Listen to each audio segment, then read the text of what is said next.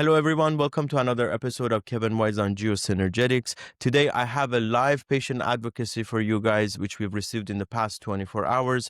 And as I'm limited by geographics and other limitations, I am teaching the art of doing patient advocacy online. With the permission of my friend, I'm sharing facts about this case we just received for educational purposes.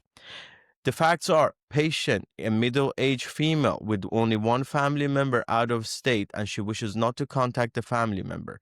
Cancer has a spread from the lungs to the brain. We understand there's 4 tumors putting pressure on the stem of the brain, which means she could go into a coma or things could escalate rather quickly. She's bedbound, very confused. This friend has been able to reach her, and the initial request from me was to start arguing or fighting with the insurance company to approve radiation. Now, I'm going to break down how patient advocacy, doing it professionally in a caring way, respecting choice and dignity looks like according to my system and my approach. I don't mean this is the only way. There's not just one way. This is just my approach as a mediator, because my approach is quite simple.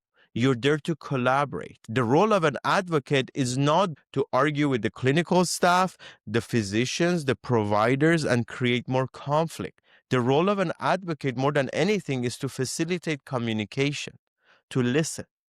The reason I'm making this content is because if we want to get out of this crisis, we need to come together. We need to agree on systems and ways of approaching patient care without creating conflict. The same goes with childcare, as well as other areas that are highly regulated and require care and dignity when it comes to dealing with an individual who may be vulnerable or at least risk. In this scenario, we have to respect, like every other case, the wishes of the patient if she does not want family contacted. However, she's reporting she's highly confused. So the first A in the ABCs of patient advocacy, according to GeoSynergetics, is assessing the situation. Assessing simply means collecting facts. Just because we think her insurance is not approving radiation does not mean we have to go create conflict, argue, call the insurance company and intervene. That could be more damaging. Our role as advocates is to not only gather information, which starts by assessing, but secondly, acting. Yes, showing up. 90% of life is showing up. If you don't show up for that individual as if you're their son or daughter, whereas their son or daughter may not be able to show up, or the patient is not capable of making those decisions, or just simply does not wish to engage family or loved ones or even friends. You have to understand a lot of patients deal with a lot of fear, shame, and guilt. So they're not able to make their own decisions due to a variety of reasons. But if we don't act, which is showing up 90% of times, to assess, gather information, we cannot advocate. So before we advocate, which means collaborate and facilitate communication, we need to show up to gather information and understand what's going on, understand the bigger picture, speaking to the clinical staff, to whoever is the care provider, to understand how we could be of service. You have to show up. The first B is, believe it or not, brainstorming. Because a lot of times patients in these situations are stuck, not being able to make a decision in terms of the pathway they want to go. Should this patient get radiation? Should this patient be discharged? Should this patient go on hospice? A lot of times the patient is not able to verbalize what their wishes are. So if you're there to brainstorm, simply brainstorm. That's a lot of help. And guess what? You are an extension of the clinical team. When you show up, let everybody know. You not only have the patient's consent, because that's required by law per HIPAA, Patient Privacy Acts, which is a federal law, but also you're there as an extension of the social worker, as that floor nurse who's tired. We're not there to create conflict. We're actually mediators, showing up to brainstorm business, take care of business, In a lot of situations, patients are stressed out because they may have a cat at home that they haven't fed in days, or they have mail that needs to be picked up, or they're stressed out about something else they cannot even verbalize. So just being there, showing up, brainstorming is a lot. But let's go in further, because I know you guys do. So besides brainstorming and collecting information, facilitating communication, inviting the social worker, offering a different perspective. Maybe this is a friend, maybe this is a loved one, maybe you have a different style when it comes to your communication. And you can make that person understand what they're going through, because denial is also a big part of the problem. I've been yelled at and kicked out of hospitals by family members who were not willing or ready to hear their loved one is at a critical stage, unfortunately, with their health. And it never gets easy. Nobody's ever ready, including myself, and nobody wants to hear it. So I don't get upset. I don't take it personally.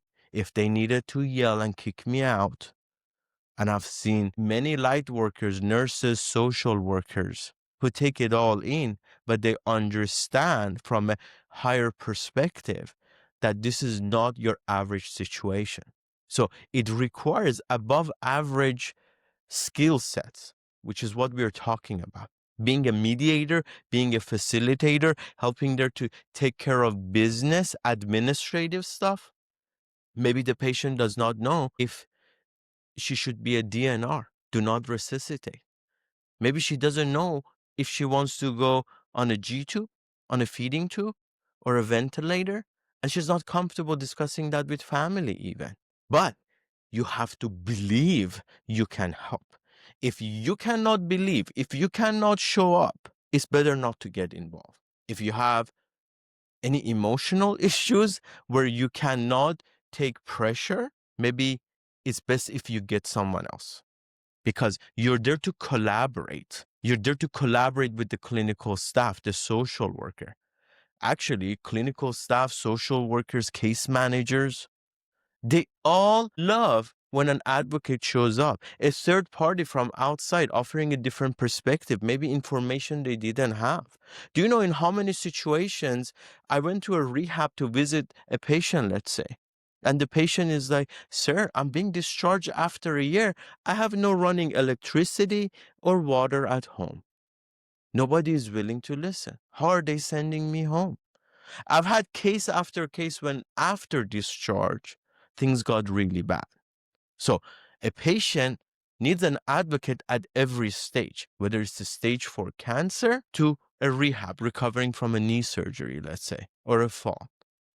We'll get into that further. However, the 3 C's of patient advocacy, according to GeoSynergetics, my system, requires, besides collaborating and communicating, concentration. Yes, the 3 C's, the last one is concentration. So you're not actually doing much other than showing up, facilitating communication, listening and taking notes. That's what I mean by concentrating. Because I can tell you that when you, as a third party who's not dealing with the actual crisis, are there documenting, understanding what the options are, what the pros and cons are, maybe volunteering to be that decision maker if family members are not. Maybe you have your way of having that tough conversation with your friend. Then believe me when I tell you, it is appreciated, not just by the patient, but the clinical staff. And it's a good deed, because a lot of times that patient may never be able to pay you back if it's a chronic or critical situation. However, the legacy you leave behind, the relationships you form, those are for life. And that's why this work is so important. And that's why I feel so privileged when people reach out to me for help. That's why I answer every phone call, I try to coach, and I'm creating this content. So the ABCs are pretty simple. First and foremost, you assess the situation, you collect information, you act. That means you show up immediately, even if it's a phone call. You share information, your phone number, going through the regulation, the hurdles, which the clinical staff, including social workers, will help you navigate, because you are actually putting together a collaborative. So I told this Good Samaritan and friend, we are a collaborative. Don't feel alone. Don't feel scared. You got me. The patient has you. And it's three of us now. So let's go connect to the social worker, the floor nurse, the physician, and the team will get bigger and bigger and bigger. And all you're doing, showing up, facilitating communication, brainstorming, concentrating with the patient, collecting information, taking notes, dates, pros and cons, costs, transportation. And it almost doesn't matter if it's an acute, meaning a critical case, or a post-acute, like not a really critical case. The principles are the same. You cannot speak or engage anybody unless the patient has approved. So approach it from the perspective of just being there for a friend. But you have to be disciplined. You have to show up. Do not make promises, because the patient is dealing with fear, shame, guilt, denial, and God knows what else, including pain a lot of times. So if you feel they're not able to make their own decisions and you want to be there to help, the first thing you could do if you're not able to help is to get someone else. But if you could, and if you're willing, be organized, be diligent, be professional, and be helpful. Be helpful to the insurance company, be helpful to the hospital, be helpful to the nurses, be helpful to the doctors. I always remind the clinical staff, I am an extension of you.